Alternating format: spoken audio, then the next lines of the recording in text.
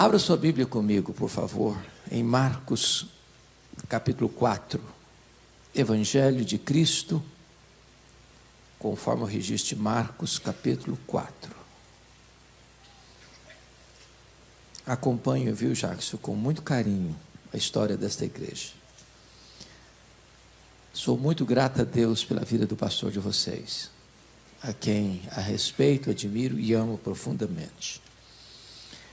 Marcos 4, verso 35. Lido o texto, por favor, não feche sua Bíblia. Preciso que você acompanhe comigo essa exposição. Naquele dia, sendo já tarde, disse-lhes Jesus: passemos para outra margem. E eles, despedindo a multidão, o levaram, assim como estava no barco. E outros barcos o seguiam. Ora, levantou-se grande temporal de vento, e as ondas se arremessavam contra o barco, de modo que o mesmo já estava a encher-se de água. E Jesus estava na popa, dormindo sobre o travesseiro. Eles o despertaram e lhe disseram: Mestre, não te importa que pereçamos? E ele, despertando, repreendeu o vento e disse ao mar: acalma-te, emudece. O vento se aquietou e fez-se grande bonança. Então lhes disse: por que sois assim tímidos? Como é que não tendes fé? E eles, possuídos de grande temor, diziam uns aos outros: quem é este que até o vento e o mar lhe obedecem? Amém. Eu quero tratar do tema não desanime, Jesus está no controle. Eu quero fazer 4 declarações à guisa de introdução. A primeira declaração é que as tempestades da vida existem e elas são inevitáveis. Não estamos numa estufa, não vivemos blindados. Ninguém passa pela vida imune, incólume, livre das tempestades.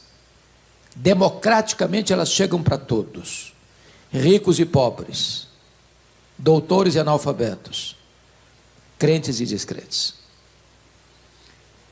A segunda declaração é que as tempestades da vida são também imprevisíveis. Elas chegam de súbito, sem mandar aviso prévio, e nos colhem às vezes de surpresa e põem a nossa vida de ponta cabeça. É um acidente grave, é um divórcio doloroso, é um luto traumático, é uma rasteira do sócio da empresa, é uma frustração amorosa, é um filho que se envolve com drogas e transtorna a saúde emocional da família. Situação que você nunca imaginou passar na vida, mas está passando. Talvez a geografia desse local nos ajude a entender esse ponto. Eu acho que todos vocês sabem que o chamado Mar da Galileia não é um mar, é um lago. E um lago de águas doces, o maior reservatório de águas doces do Oriente Médio. Esse lago está a 220 metros abaixo do nível do mar Mediterrâneo.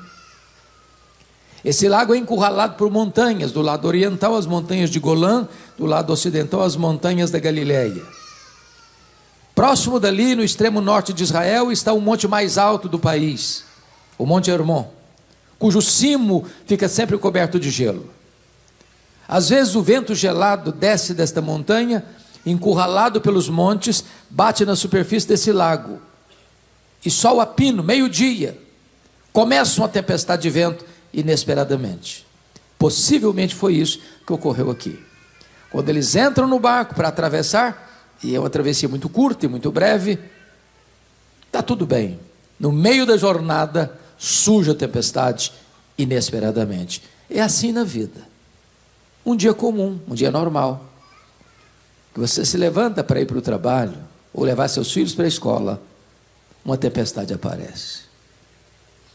Terceira declaração é que as tempestades são também inadministráveis, tantas vezes. Aqueles discípulos, alguns deles eram pescadores, a maioria deles nasceu ao redor desse lago. Pedro, Tiago, João, André, conheciam cada palmo desse lago, eram pescadores, passaram toda a vida ali, já tinham enfrentado muitas tempestades, já tinham vencido muitas dificuldades, mas agora a tempestade chega e eles não conseguem resolver o problema. O conhecimento deles, a experiência deles é insuficiente para sanar o problema. O barco está rodopiando no meio do mar, a fúria do vento joga o barco de um lado para o outro, e eles estão à mercê de uma tempestade avassaladora, onde a morte está mostrando para eles a sua carranca. Eles não sabem e não podem resolver o problema. As tempestades são às vezes assim, inadministráveis. O que antes era comum e doméstico fica muito estranho, e você não sabe como solucionar. Mas a quarta declaração traz-nos uma nesga de esperança. As tempestades são também pedagógicas. Em outras palavras, você e eu cremos numa doutrina gloriosa chamada soberania de Deus. E quando você diz que Deus é soberano, você está dizendo o seguinte: eu não creio em acaso, eu não creio em sorte, eu não creio em azar, eu não creio em determinismo cego, eu não creio em misticismo, eu não creio em olho gordo, eu não creio em macumba para crente. Eu creio que a mão de Deus dirige o meu destino. Eu creio que se Deus permite uma tempestade na minha vida, é porque tem um propósito. E as tempestades não vêm para nos destruir, vêm para tonificar as musculaturas da nossa alma. As tempestades não vêm para nos derrotar, vêm para nos provar e nos aprovar para grandes experiências com Deus. Então, dito isto, vamos à análise do texto. O contexto revela para nós que Jesus tinha passado todo aquele dia ensinando as parábolas do reino. Se você já deu aula, já pregou, já ministrou, já ensinou um dia inteiro, obviamente no final do dia você está exausto. E está escrito: naquele dia, sendo já tarde, disse-lhe Jesus: passemos para outra margem. E ele então, exausto, pega um travesseiro, vai lá para trás do barco, deita e dorme. Ele era perfeitamente homem. Enquanto ele está descansando, a tempestade chega. E eu posso até ouvir Pedro e João dizendo assim: vamos deixar o mestre descansar. Nós sabemos resolver o problema. Já passamos por tantas, conseguimos sanar o problema, por que não agora? Mas eles não conseguem. O conhecimento deles é insuficiente, a experiência deles não funciona. O barco está rodopiando no epicentro da tempestade, está enchendo-se de água. A morte está mostrando para eles a sua carranca. E quando eles entendem que não tem mais o que fazer, recorrem a Jesus com uma pergunta em tom de censura: mestre, não te importa que pereçamos? E diz o texto que Jesus se levanta, se desperta, repreende o vento, repreende o mar: acalma-te, emudece. E o vento tem ouvidos, e o mar escuta a voz do Criador e se aquieta. Faz-se grande bonança. Então Jesus pergunta para eles: por que sois assim tímidos? Como é que não tendes fé? E eles, tomados de grande reverência e espanto, perguntam uns para os outros: quem é este que até o vento e o mar lhe obedecem? Se vocês perceberam comigo, esta narrativa bíblica está focada em 3 perguntas. No verso 38, é a pergunta dos discípulos de Jesus: mestre, não te importa que pereçamos? A segunda pergunta está no verso 40. É a pergunta de Jesus aos discípulos: por que sois assim tímidos? Como é que não tendes fé? E a terceira pergunta está no verso 41, é a pergunta entre os discípulos: quem é este que até o vento e o mar lhe obedecem? Se as três perguntas regem o texto, é sobre elas que vamos conversar daqui para frente. Então vejamos a primeira pergunta do verso 38. Mestre, não te importa que pereçamos? Esta é a sua pergunta. Esta é a minha pergunta. Na hora mais difícil da vida, nos vales mais escuros da nossa caminhada, nas noites mais tenebrosas da nossa alma, nos dias mais difíceis da nossa vida, quando você se vê encurralado por um problema, por uma situação adversa, por uma tempestade, e você não consegue sair, e você não vê uma luz no fim do túnel, você não vê uma porta de escape, você não vê uma janela de fuga, então você recorre a Jesus com o mesmo desespero e com a mesma censura: mestre, não vais fazer nada? Vais continuar dormindo? Não vais me socorrer? Não vais me estender a mão? Não vais parar essa tempestade? Não estás vendo o que nós estamos passando? Não estás percebendo que a morte nos encurrala? A grande questão é perguntar por que é que eles estão fazendo essa pergunta a Jesus em tom de censura. O que é que não está bem resolvido na cabeça deles?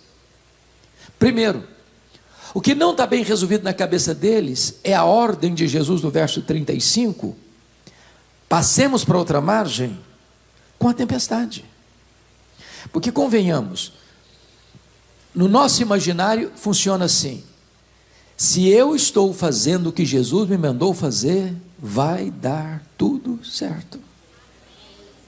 Nós cremos assim. Quem foi criado num berço cristão desde a infância, talvez se lembre de um cântico: com Cristo no barco tudo vai muito bem, vai muito bem, vai muito bem. Com Cristo no barco tudo vai muito bem. O problema é que Jesus está no barco e não está nada bem. Nada bem. Nada bem.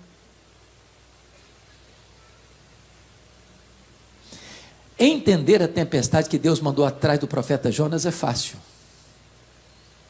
Ele estava numa rota de desobediência. E Deus mandou a tempestade atrás dele para colocá-lo de volta no caminho da obediência. Então deixa eu dizer uma coisa para você: se você está desviado dos caminhos de Deus, Deus vai mandar a tempestade atrás de você. Não para destruir você, para trazer você de volta. Agora, como você vai entender que você é crente, você é piedoso, você é fiel, você é dizimista, você é generoso, você anda com Deus, você leva Deus a sério, e está enfrentando uma baita de uma tempestade? Como entender isso? Essa era a crise deles. Segundo lugar, o que não está bem resolvido na cabeça deles? Para fazer essa pergunta em tom de censura: mestre, não te importas que pereçamos? Não está bem resolvido na cabeça deles o fato de eles estarem enfrentando uma crise e a aparente demora de Jesus. Porque Jesus estava fazendo o que no barco mesmo? Dormindo. Quem está dormindo não está agindo. E quando você está passando uma crise, 1 minuto parece uma eternidade. Tem horas, meus irmãos, que a demora de Deus nos incomoda mais do que a própria tempestade. Tem hora que o silêncio de Deus grita mais alto nos ouvidos da nossa alma que o ruído mais barulhento das circunstâncias mais adversas. Eu fico imaginando, pastor Jackson, que o maior drama de Marta e Maria lá em Betânia não foi nem a doença do Lázaro, foi a demora de Jesus. E eu gosto da teologia da Marta, porque ao mandar a mensagem para Jesus, ela não diz assim: Jesus, cancela tudo aí, fecha a tua agenda aí, corre para cá, nós temos pressa, o Lázaro está muito mal. Não, a teologia estava boa. Senhor, está enfermo aquele a quem amas. Não precisa falar mais nada. Quem ama tem pressa em socorrer a pessoa amada. Marta tinha certeza que Jesus viria. Bom, agora vamos entender umas coisas. Se você pega o mapa e vai perceber que Betânia, onde Marta morava, até onde Jesus estava, era um dia de viagem. Aí o cidadão sai da casa da Marta com o seguinte recado para Jesus: está enfermo aquele a quem amas. E quando ele chega lá, já passou um dia. E quando ele dá o recado para Jesus, Jesus diz para os discípulos assim: o Lázaro morreu. Morreu quando?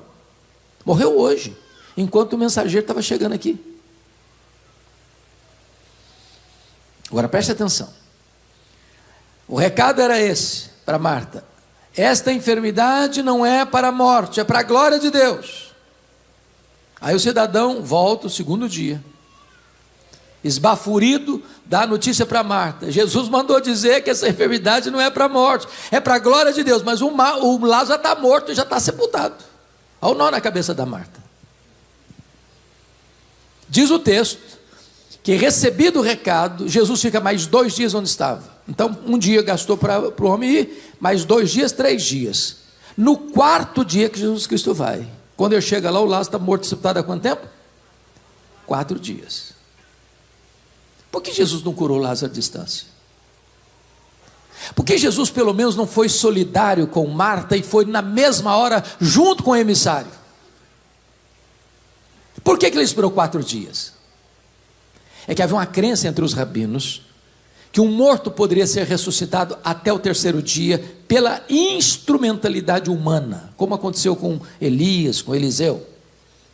Mas na crença deles, a partir do 4º dia, nenhum homem poderia ser o agente ou o instrumento do milagre, só o próprio Deus em pessoa podia fazê-lo. Jesus espera até o 4º dia, para que a nação toda pudesse entender que não era apenas um grande homem, ele era o próprio Deus entre os homens.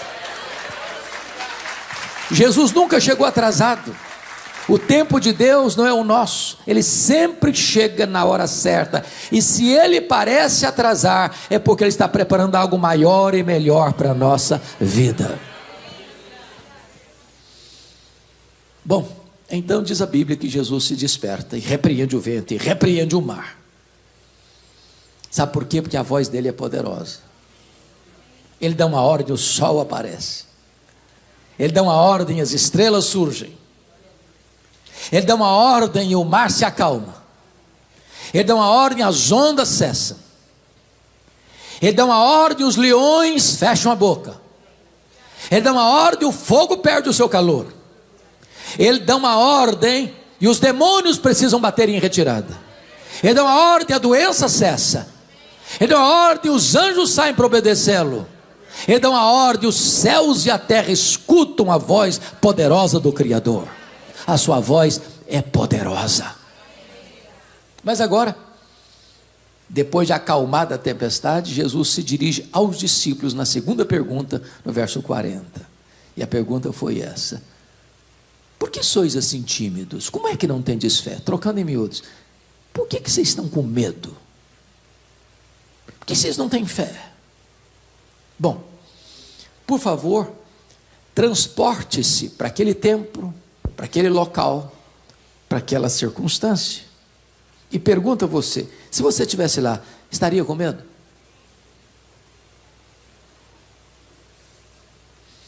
Eu só fiz um cruzeiro grande na vida, já fiz vários cruzeiros pequenos, grande só fiz um. Saiu de Santos para as praias do interior do Rio, um congresso a bordo.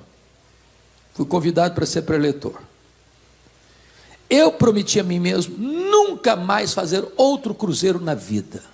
Meus irmãos, foi uma tragédia. Ondas de 5 metros. Todo mundo nauseado no navio. As pessoas iam jantar, cambaleando pelos corredores, não conseguiam chegar no refeitório, voltavam bêbadas, tropeçando as pernas, vomitando pelos corredores.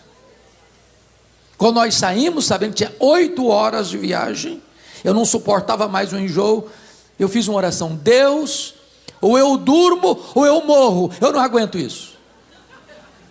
Agora pense comigo num barco pequeno, sendo moído pela tempestade, rodopiando no meio da crise, enchendo-se d'água, a morte mostrando para eles a sua carranca, e Jesus pergunta assim: vocês estão com medo por causa de quê? É que vocês não têm fé? A grande questão é por que eles deveriam ter fé e não medo. Para lhes ajudar, dar-lhes-ei um recurso mnemônico para facilitar a memorização. Eles tinham 4 razões para ter fé e não medo, todas começando com a letra P.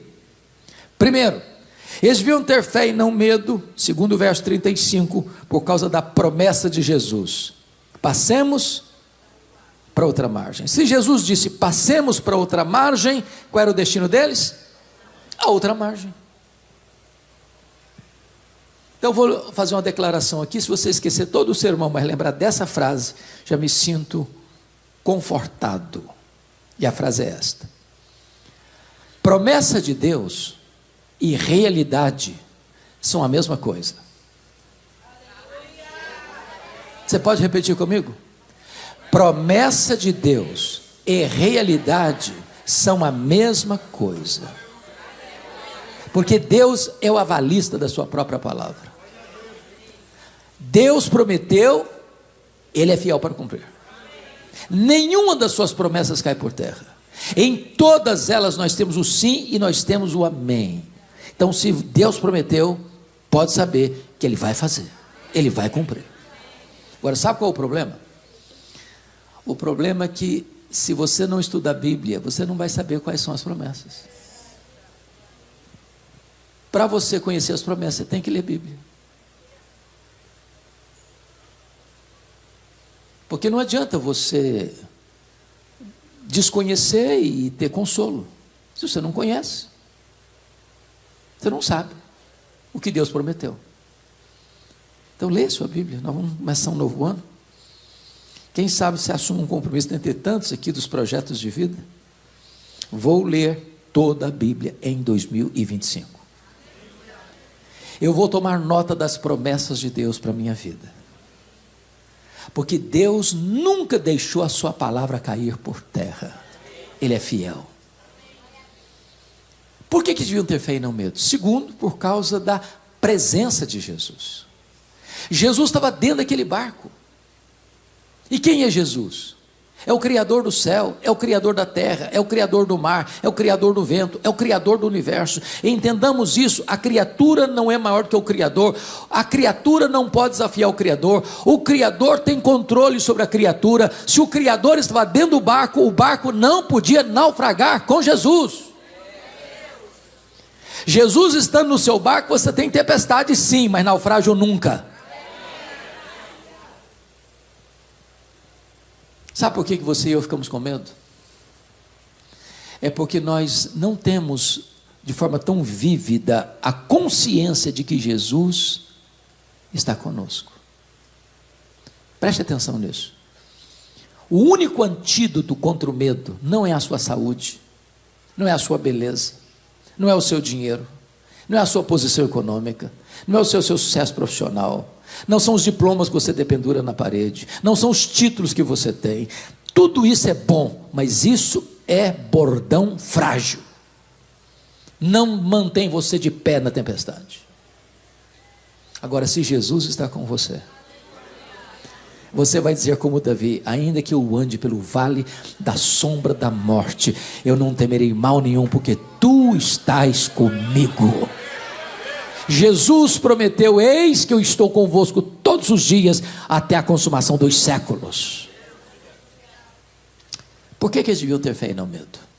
Em terceiro lugar, por causa da paz de Jesus. Eu pergunto a vocês, o que Jesus estava fazendo no barco? Dormindo. Outra pergunta: Jesus sabia que a tempestade viria? Obviamente sim. E se sabia, por que dormiu? Dormiu porque sabia que tudo estava sob controle. Então vou lhe dar uma definição de paz. Paz não é ausência de tempestade. Paz é saber que apesar da tempestade, tudo está sob controle. Não do seu controle, não do meu controle, mas do controle de Jesus. Você não precisa ter medo, você precisa ter fé. Quarto lugar, por que eles deviam ter fé e não medo?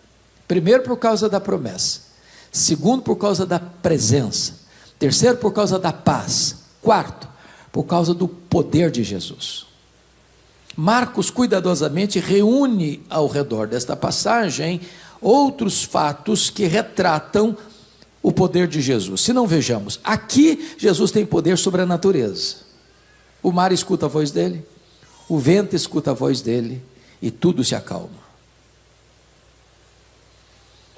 Mas quando Jesus desembarca desta viagem, ele vai desembarcar do lado oriental, território gentílico, onde começava a região de Decápolis, as 10 cidades gentílicas. E é um despenhadeiro, hoje chamamos ali de montanhas de Golã. E nesse despenhadeiro tem um cemitério. E tudo que você não espera ver de noite dentro de um cemitério é gente viva. E tem um homem lá, vivo, nu, violento, gritando de noite e de dia entre os sepulcros, tomado por uma legião de demônios. O que é legião? Legião é a corporação romana de 6.000 soldados. Era a mais temida máquina de guerra do Império Romano. Onde passava uma legião romana, tudo destruía, tudo devastava. Dentro de um único homem tem 6.000 demônios. Esse homem está enjeitado da família. Esse homem é foragido da lei. As algemas não conseguem mais prendê-lo. Ele não tem mais espaço entre os vivos, por isso mora entre os mortos. Mas vou lhe dizer algo: não tem lata de lixo no reino de Deus. Não tem vida irrecuperável para Jesus. Jesus faz uma viagem de noite, depois de uma tempestade, para um território gentílico, para dentro de um cemitério, porque lá tinha um homem, um pária da sociedade, que Jesus iria exclusivamente, especificamente, deliberadamente viajar para essa região, para curar esse homem, para libertar esse homem, para salvar esse homem, para transformar esse homem e para fazer dele um missionário para a sua terra. Sabe por quê? Porque Jesus tem poder sobre a natureza e Jesus tem poder sobre os demônios. Ele manda no céu, ele manda na terra, ele manda no inferno. Quem tem as chaves da morte e do inferno não é o diabo, é o Senhor Jesus Cristo, o Rei dos Reis, o Senhor dos Senhores. Mas quando ele retorna para sua cidade, a cidade que ele adotou como sua, Cafarnaum, tinha uma multidão lá à espera dele. E no meio dessa multidão tem uma mulher anônima, incógnita, que tem um problema grave, uma doença crônica, uma hemorragia há 12 anos. Isso deixava essa mulher não só constrangida, porque ela tinha gastado todo o seu dinheiro com os médicos e não tinha resolvido o problema, mas a tornava impura cerimonialmente. Ela não podia frequentar as festas, ela não podia ir na sinagoga. Em quem ela encostasse, a pessoa ficava impura. E essa mulher pensou assim: se eu apenas tocar na orla das vestes de Jesus, eu ficarei livre do meu mal. O maravilhoso é que em vez do impuro tocar o puro e o puro ficar impuro, o impuro toca o puro e o puro purifica o impuro. E quando ela toca nas vestes de Jesus, a hemorragia é estancada na hora. ela fica livre do seu mal. Sabem por quê? Porque Jesus tem poder sobre a natureza, Jesus tem poder sobre os demônios, e Jesus tem poder sobre as enfermidades. A última palavra não é da ciência, a última palavra não é da medicina, a última palavra é do Senhor Jesus. Para Ele não tem doença incurável, Ele tem todo o poder nos céus e na terra. Mas também tem dentro dessa multidão um pai muito aflito. E esse homem é o homem mais conhecido de Cafarnaum, é o Jairo, porque ele é o chefe da sinagoga. A sinagoga durante a semana era uma espécie de tribunal para julgar as causas do povo, e ao sábado um lugar para estudar a lei de Deus. O problema é que Jesus já não era bem quisto mais a essas alturas na sinagoga de Cafarnaum. Isso porque nessa sinagoga Jesus curou um homem num sábado da mão mirrada. E Jesus disse para aquele homem: fica de pé. Depois Jesus disse para ele: vem para o meio. E depois Jesus disse para ele: estenda a tua mão. E a mão do homem ficou recuperada. Era sábado.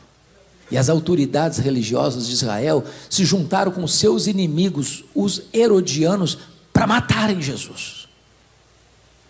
E Jairo sabia disso, da hostilidade que ele enfrentaria para recorrer a Jesus. Mas ele tem uma causa urgente. Sua única filha de 12 anos está morrendo. E ele vai a Jesus, ele se prostra diante de Jesus, ele adora Jesus, diz: Senhor, vamos comigo lá em casa, impõe as tuas mãos sobre a minha filha para ser curada. E diz o texto que Jesus diz: vamos Jairo, vamos. E Jesus começa a caminhar com Jairo. Jairo está com muita pressa, o coração dele está batendo acelerado, quando surge esse episódio da mulher. E quando essa mulher encosta nas vestes de Jesus, Jesus diz assim para os seus discípulos: alguém me tocou. A lógica cartesiana dos discípulos, normalmente Pedro, não podia ser outra: ô Senhor, mas desculpa, mas essa fala do Senhor não tem o mínimo sentido, nós estamos exprimidos nessa multidão, está todo mundo te tocando, está todo mundo te acotovelando, o Senhor vem me falar, alguém me tocou? Diz: não, alguém me tocou, porque senti que de mim saiu o poder. Muita gente encosta em Jesus, poucas pessoas tocam pela fé em Jesus. Agora pense comigo na angústia do Jairo, que a mulher tocou em Jesus. Jesus para a caminhada, está indo para a casa do Jairo, para cuidar da mulher. Bora Jesus, vambora Jesus, leva essa mulher para lá, bora Jesus, vambora Jesus, a minha causa é urgente, bora Jesus, vamos Jesus, vamos. Quando alguém chega e diz: não incomoda mais o mestre não, a tua filha acabou de morrer. O mundo desaba sobre a cabeça do Jairo. E Jesus diz para ele: ô Jairo, tenha medo não, crê somente. Quando Jesus chega lá na casa, está lá o coral da morte. Entra o solo da ressurreição. E Jesus entra no quarto e fala na língua materna da menina, o aramaico. E fala a mesma palavra que uma mãe diz para sua filha adolescente que tem dificuldade de levantar de manhã para ir para a escola: menina, está na hora de levantar. Talita cumi. E os tentáculos da morte se soltam da menina, e ela ressuscita. Sabe por quê? Jesus tem poder sobre a natureza, Jesus tem poder sobre os demônios, Jesus tem poder sobre as enfermidades, Jesus tem poder sobre a morte. Ele mesmo entrou nas entranhas da morte, arrancou o aguilhão da morte, matou a morte e ressuscitou, inaugurando a imortalidade. E Ele é a ressurreição e a vida. E se você crê nele, você nunca mais morrerá eternamente. Louvado seja o seu nome. Você não precisa ter medo, você precisa ter fé. Mas agora vem a pergunta final do texto, do verso 41. A primeira foi dos discípulos de Jesus, verso 38. A segunda é de Jesus aos discípulos, verso 40. Agora a última é a pergunta entre os discípulos, do verso 41. E a pergunta é esta: quem é este que até o vento e o mar lhe obedecem? Que pergunta emblemática. E nós poderíamos responder essa pergunta hoje, dizendo que este é aquele que, junto com o Pai e o Espírito Santo, nos refolhos da eternidade, antes da criação do mundo, num conselho intratrinitariano, planejou todas as coisas, inclusive você e eu. Quem é este? Ora, este é o próprio Criador do universo, porque todas as coisas foram feitas por intermédio dele, e sem ele nada do que foi feito se fez. Quem é este? Este é aquele que sustenta todas as coisas pela palavra do seu poder. Quem é este? Este é a semente da mulher que nasceu para esmagar a cabeça da serpente. Quem é este? Este é o descendente de Abraão, em quem todas as famílias da terra são abençoadas. Quem é este? Este é aquele que é representado pela coluna de nuvem que guiava o povo de dia, e pela coluna de fogo que guiava o povo de noite. Quem é este? Este é aquele que é representado pelo maná que caía do céu, e pela água que brotava da rocha. Quem é este? Este é aquele que é representado pelo Cordeiro da Páscoa, cujo sangue vertido e passado no batente das portas libertou da morte os primogênitos de Israel no Egito. Quem é este? Este é aquele que é representado pelo tabernáculo, este é aquele que é representado pela arca da aliança, este é aquele que é representado por aquilo que estava dentro da arca, as tábuas da lei, o vaso com maná, a vara seca de Arão que floresceu. Quem é este? Este é aquele que é representado pelo templo, este é aquele que é representado pelas festas de Israel, este é aquele que é representado pelos sacrifícios que eram oferecidos no templo, este é aquele que é representado pelo sábado. Tudo era a sombra dele, ele é a realidade. Quem é este? Este é o sol da justiça, este é a brilhante estrela da manhã, este é o maravilhoso conselheiro, este é o Deus forte, este é o Pai da eternidade, este é o príncipe da paz. Quem é este?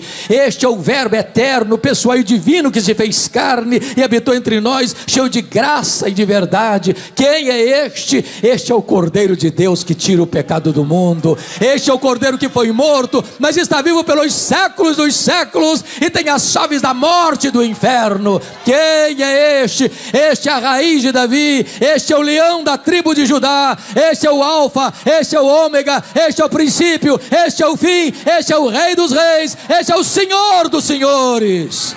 Quem é este? Este é o fundamento da igreja, este é o dono da igreja, este é o edificador da igreja, este é o protetor da igreja. Quem é este? Este é aquele que andou por toda parte fazendo bem, libertando os oprimidos do diabo. Os cegos viram, os surdos ouviram, os mudos falaram, os coxos andaram, os mortos ressuscitaram. Quem é este? Este é o grande eu sou, este é o pão da vida, este é a luz do mundo, este é a porta das ovelhas, este é o bom pastor, este é a ressurreição e a vida, este é o caminho e a verdade e a vida, este é a videira verdadeira. Quem é este? Este é o Messias, o Salvador, o Senhor, é a nossa paz, é a nossa alegria, é a nossa justiça, é a nossa herança. Quem é este? Este é aquele que, sendo Deus, não julgou como usurpação o ser igual a Deus, antes a si mesmo se esvaziou, assumindo a forma de servo, humilhando-se até a morte, e morte cruz, pelo que também o Pai o exaltou sobremaneira, ele deu o nome que está acima de todo nome, para que ao nome de Jesus se dobre todos os joelhos, nos céus, na terra e debaixo da terra, e toda língua confesse que Jesus Cristo é o Senhor, para a glória de Deus Pai. Quem é este? Este é aquele que por amor de nós suou e chorou no Getsemane, sangrou no Getsemane. Este é aquele que por amor de nós foi cuspido e esbordoado no sinédrio judaico. Este é aquele que por amor de nós foi espancado e vilipendiado no pretório romano. Este é aquele que por amor de nós carregou aquela cruz maldita pelas ruas apinhadas de Jerusalém. Este é aquele que foi pregado naquele lenho, mas transformou esse patíbulo de horror num palco para a glória de Deus e num instrumento para a nossa salvação. Este é aquele que morreu pelos nossos pecados e ressuscitou para a nossa justificação. Quem é este? Este é aquele que voltou para o céu, derramou o Espírito Santo, está sentado no trono e governa as nações. Este é o nosso grande sumo sacerdote, o advogado justo que intercede por nós. Quem é este? Este é aquele que vai voltar para buscar a sua igreja pessoalmente, visivelmente, audivelmente, repentinamente, inesperadamente, gloriosamente. Quem é este? Este é o amado da nossa alma, este é o Senhor Jesus Cristo. Este é aquele que está dizendo para você nesta manhã: você não precisa ter medo, você precisa ter paz, você precisa ter fé.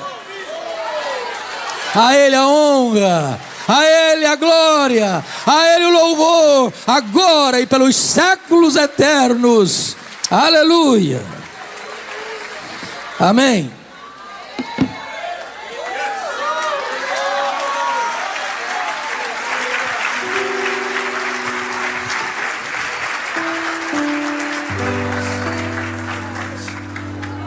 Fique de pé, por favor.